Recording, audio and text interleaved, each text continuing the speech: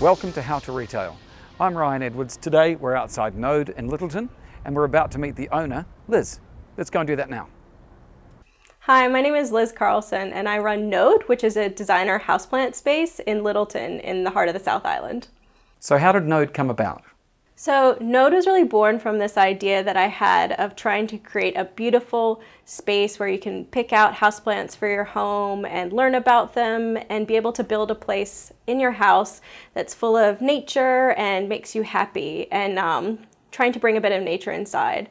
So before COVID, I was working as a travel blogger. I run one of the biggest lifestyle and travel blogs in the world, and I spent 10 years traveling all over New Zealand and around the world, sharing stories of different people and places that I wanted to visit and that I loved. But even before COVID, I was starting to scale back on that work, and I really wanted to settle and find a place where I could build a life and build a family, which is why I moved out to Littleton. And then with COVID, I lost all of my travel work in the span of a couple of days, and I was really upset and freaking out and not sure what I should be doing. When the opportunity came for me and my partner to use this building, which used to be his restaurant. And so I thought, maybe I could do a pop-up houseplant event or houseplant shop in the South Island, because we don't get a lot of houseplants down here. The majority are sold around Auckland and around the North Island, and I could see that there were a lot of people just like me who wanted to find nice plants and learn about them here, but there weren't a lot of places they could go. So I thought, you know what, it's never been a better time to just give it a go and see what I can do. And if it doesn't work out, it doesn't work out. You know, I have this other life and career I can always fall back on down the track. So I sort of started Node a bit on a whim as a project, and then quickly realized it wasn't a side hustle. It was this massive thing that quickly consumed my life, and it's grown into this beautiful business less than a year later. So it's pretty awesome. And what made you choose Littleton as a location?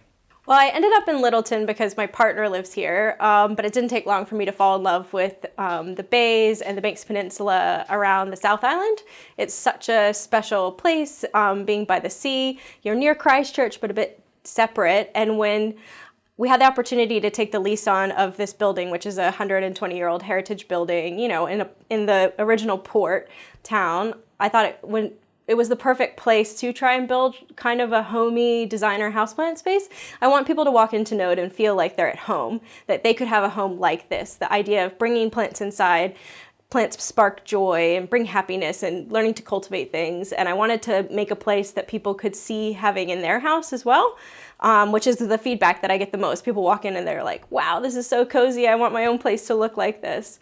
And so Littleton's perfect for that because it's got this really quirky, artsy vibe to it. It's full of locals who've been here for a long time. It's really creative and up and coming. You know, there's not really lots of chain shops, and everyone knows your name and you say hello to everyone on the street. And it's kind of the perfect place for it, which I really love.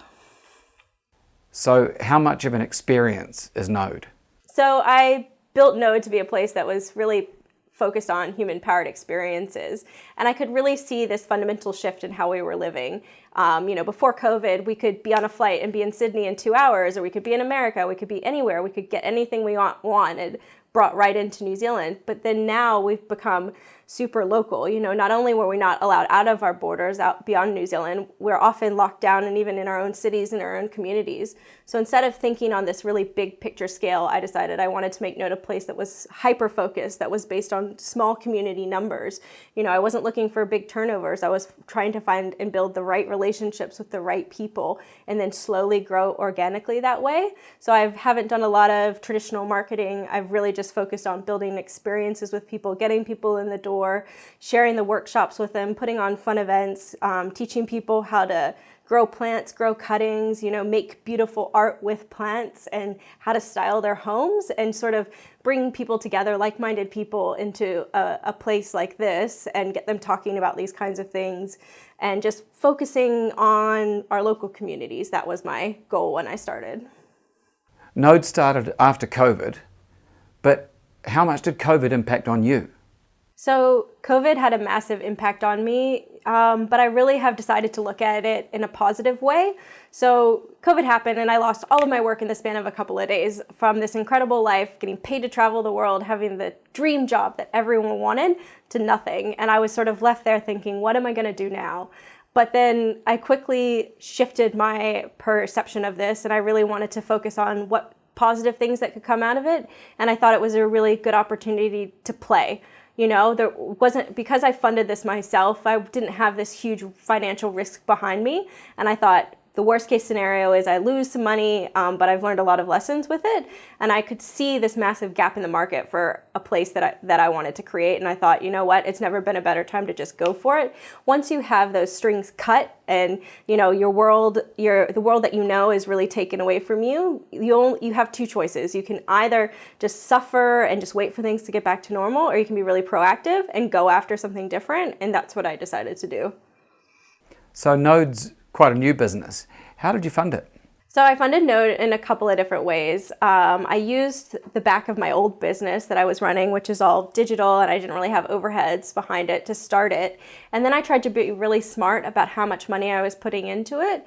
So this place used to be my partner's restaurant, and when I first took the lease, it was just empty, it was dirty, and I would put out some tables and get some plants that I've been growing myself and open during the farmer's market. And then every week, as I started to earn a little bit more and more, I would invest it back into making the space nicer and nicer. And I spent hours and hours online searching for ideas of creative spaces. How could I be clever with this and whip something up that's beautiful?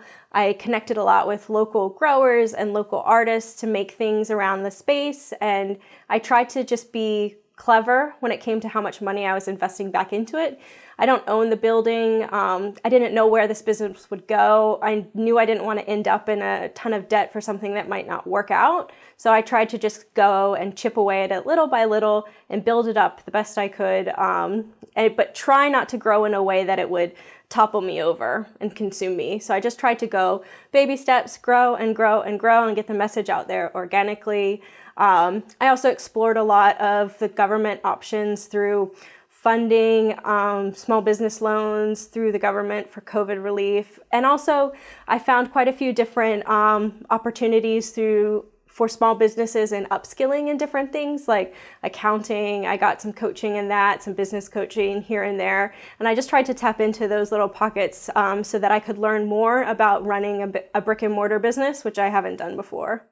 How did you come up with the name Node? The name Node came about when I was just thinking one night about potentially doing this business, and I started thinking, oh, I maybe want to do a pop-up houseplant event in Littleton in the South Island because we didn't have a lot of those. And I started, my creative brain started rolling, and I was like, what could I call it? And I knew I wanted to come up with a name that was like easy to remember and smart, and I thought of node, which is the key part of any plant. It's where the leaf and the stem meet, and it's the part of the plant that you need to be able to propagate and grow from it. And I thought of that word and I thought, oh my gosh, that's perfect. And to be honest, like thinking of that word is what really motivated me to create Node, because I thought it was such a freaking good word that if I didn't do it, somebody else was going to think about it and do it. So I had to go after it. You built an amazing following with your last business. How did you build a following for Node? So when I first envisioned Node, I tried to envision what the brand would be, and I saw it as being this beautiful lifestyle space that's unapologetically millennial, that's colorful and bright and shareable and Instagrammy, because that's my life. So I made sure that I designed the whole place to be easily photographed and shared, knowing that everyone that would come through the door would take pictures and share it on their phone and share it on social media. And I made sure all my posts on social media reflected this vision of the brand, this beautiful dreamy spaces full of plants in their natural habitat in the wild, how tips and tricks on how to grow plants, how to style them in your house so they look beautiful. And if you look at the things I share, it reflects this message very clearly. And this is the idea of storytelling in it, that I've woven stories through every post, everything I share online. I share my background and my story with it so people relate me to the brand and they know that they're supporting a person, not an industry, and that, it's a small team of women who love plants and who care about having beautiful homes and knowing how important that is. We live in a really fast-paced, hectic world, and it's important to slow down and be mindful. And this trend of mindfulness and healthy eating and nature and greenery is really popular, especially with COVID, because we've never spent more time at home than we have now. So it's really important that you have a place that feels safe and special and lovely and that you're excited to be in, especially if we end up stuck at home again for 2 months. So I made sure that everything I put on social media reflects that and shares it. And I post consistently. I post every day. I talk to everyone that appears on my social media, and I actively go out and search other people online and create conversations and talk to them. I talk to people that come in the store and explain this to them and ask them to share. And I just let it snowball, and spiral and spiral. And even from day one, I really say that I built this whole place through Instagram, through this visual storytelling that's really popular. And I think that's really important when you want to build a brand online, and you kind of have to these days because everyone interacts online. All of our sales are online. We're stuck at home and we're doing online shopping. So if you want to be in front of people's eyes, that's how you do it. And how do you be memorable, right? So I want to make posts and stories and share ideas that people will remember me for and have a bit of personality and punch behind them. And it's made a massive difference. You mentioned the team at Node. Who makes up the Node team? So the team at Node is just a group of 4 women who love plants, who have massive collections of indoor plants at home, and who spend all their time growing and learning and playing around with these kinds of plants. And everyone came here organically. All of them came in originally just as shoppers, and they found themselves hanging out here in their free time, and then it just slowly started to build into me being able to bring them on board and have them help me, because like most small business owners, when I first started, I was working a crazy number of hours. I was here from morning till night, 7 days a week. And after months of that, it just becomes totally unsustainable. And I knew I couldn't carry on that way. But I had met the people who were already dedicated and motivated and were able to bring them into the fold, share the vision of where I want the business to grow into, and have them be part of the journey. And it's been really amazing. It took a big chance to hire people and have staff. It's not something I've had to do before. Before this business, I only ever worked with contractors, and trying to negotiate that process in New Zealand's really scary. But when you have the right people with you, it's good, and you trust them. And so, yeah, we're almost like a family. It's really cool. So where do you source your stock from for Node? So the majority of the stock at Node is made in New Zealand. It's really complicated to try and import plants into New Zealand. All the houseplants that you see are exotic plants that are grown in South America and Central Asia. They're tropical, which is not the Christchurch weather at all, which is why they're inside in Christchurch. And they come in through very complicated, expensive quarantine procedures. And even before COVID, houseplants were becoming massively trendy. And because you're working with something that's alive, it takes a year, it takes a long time to grow them up to a level where they can be sold. And so it's a very, very competitive industry with nurseries that have been around for 30, 40 years, and they already have an existing client base of big businesses. So trying to break into that, it was incredibly difficult. Everyone told me no even if they got back to me. And often I had people laughing in my face when I would ring nurseries asking if they would sell me plants. And so I found that I really had to elbow my way into this world. It was really complicated. And I found I had to just show up at places and put my face in front of them and talk to them and tell them I wanted to build a place that was focused on selling healthy plants and caring for the plants, and not just pumping out 200 plants that all have pests or just flipping them as quickly as possible, and trying to educate people so that they would get plants that they would be able to look after and not end up in the green bin. So I found myself trying to break into this industry that was very old and dated and established, and I was just this new upstart that wanted to do things differently. And I'm still working on it. Like, I'm still having to meet people and convince them and just show up and share why working with Node is important, And I'm one of those kinds of people that I don't hide from complicated issues. So like, I've already started talking to people about things like growing plants in peat, which is a totally unsustainable substrate for plants. I talk about how they grow them, how are they giving back, like how are they working with communities, because it's kind of an area that no one really talks about. And a lot of plants, they go into really big places knowing that a quarter of them will die. You know, is that responsible? And I'm trying to also educate consumers to really think about, like, where are you getting these things from? You know, where are you getting your plants from? Are you looking at them? Do you know if they're healthy or not? And just trying to get people to make more conscious decisions about what they're buying. And that's also really motivated me to try and focus on working with local suppliers. I almost exclusively work with with female creators and creatives. So a lot of my friends that do pottery, that make the planters, you know, they make our handmade leather hangers, things like that. They're all locals here, and I'm trying to work and uplift them, give them more business, and I think people are really looking for that as well. You know, people are really looking to buy locally made things, and because I'm focused on offering something that's more special and more premium, you know, that I can tell you the story behind this plant and this planter and why it's special. So it's almost like a piece of art that you're taking home that's alive, that you're growing and looking after. And I've made that to be a core part of my value system here at Node, is trying to make responsible choices with how we package things, who we work with, what we sell. And I think people really want that now. And I think people are asking questions. And if you're running a business and you're not talking about that now, you should be. So what does the future hold for Node?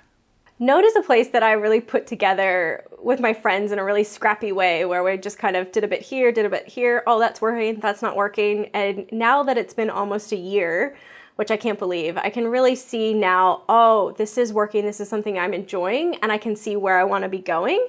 So I'm working now on trying to take that next step up, which I think is really hard. I think taking the first step is the hardest step. And now I'm at that level where I'm like kind of comfortable, things are working, but I don't want to get complacent. I really want to make Node the best experience possible. And there's a lot of things I've been doing that I've just sort of patchworked together. So now I want to work really hard on fine-tuning these systems, building my own supply chain, connecting with the right people that I want to be working with, really nailing it, and then trying to scale it up in a way that I can reach more people around New Zealand, share the Node messaging. You know, we do things where we run lots of workshops in person, but we're working on filming workshops for online and creating an online education portal. We run lots of events. We do a lot of interior design for people, and I really want to scale that up in a way that's very nice and beautiful within New Zealand. And then actually, once New Zealand's borders open up again, I'll be prepared to step forward on a more global stage and be able to take Node globally and work with this messaging, these ideas, and be able to present it around the world. And I'm really excited for that.